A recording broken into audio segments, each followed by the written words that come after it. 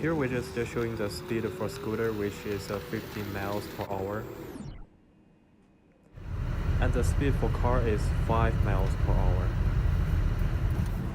In this problem, we are looking at a scooter and a car traveling with free rolling velocities.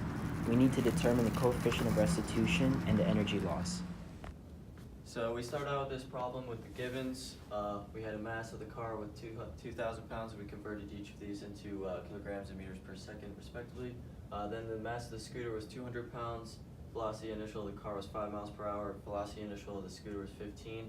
And the velocity final of the car relative to the scooter after the collision was 6 miles. The free body diagram is shown, and the initial conditions are shown just after impact. So to solve the problem, we use the conservation of momentum equation that's shown here. Then we plugged and chugged these given values that were converted into this equation. We end up with this final equation, which gives you the values of the velocities after the collision, so you can solve for them. So after we put those given number to the formula of conservation of momentum, we got this function. So we named it formula 1. And after that, we use a velocity of equation. So we got a VFC equal VFS and VFCS. So we put those given number into this function, and we got the second formula. After that, we put the second formula into the first one. We got a VFC equals this into here, and we got the function, this one. After that, we can find the value of VFS and VFC. And also, we can use coefficient of resultation. So E equals this one. We put those given number and the solution from past.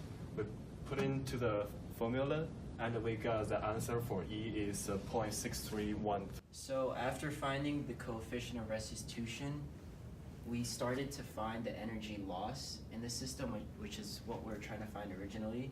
And we use this equation with final minus initial, and we have no potential energy, just kinetic. So the potential goes to 0.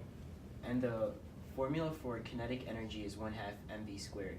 So we did the initial and then the final for that piece. We plugged in the numbers, and this is the formula for kinetic energy for the initial part, and then this is the kinetic energy after impact.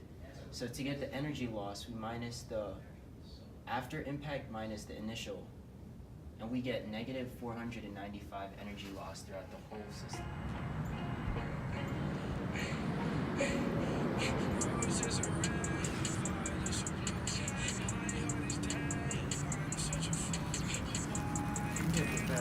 Video, bro.